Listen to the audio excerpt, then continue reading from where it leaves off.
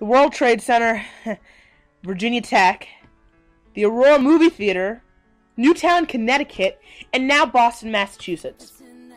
These are all things that my generation has seen, when most of us were barely into our teens. The acts of mass violence have occurred, and they've slipped by us and the children without us saying a word. But now, it's time for that to change. It's time to rearrange who gets to say, because I'm a part of the generation that's afraid to go into high buildings, because I've got no idea what the future's gonna bring.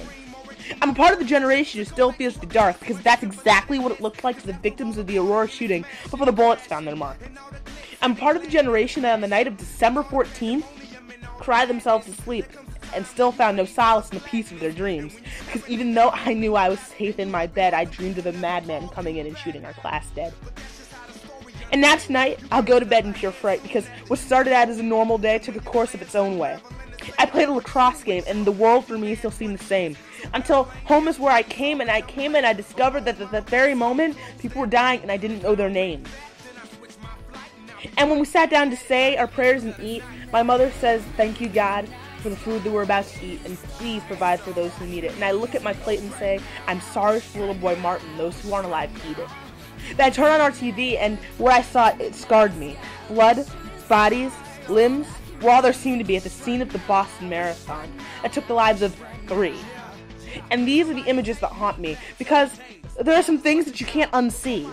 A boy of 8 lost his life on that date. Yet, he's too early to experience such a fate. He's one of only thousands that are all dying at an alarming rate, because it's about time. It's about time I had something I could say I could claim as mine, because of the top 10 mass murders of all time, I've been alive for 9. It's time for that to change. And this goal isn't out of range, because all us kids want, we want change. All of you adults, can march around with signs for peace, but if we don't be the change that you want to see, then the petitions you flap around with such ease are about as useful as fuel emotions are to the trees. Because you need to know that if you want change, the person who starts the movement, it's me.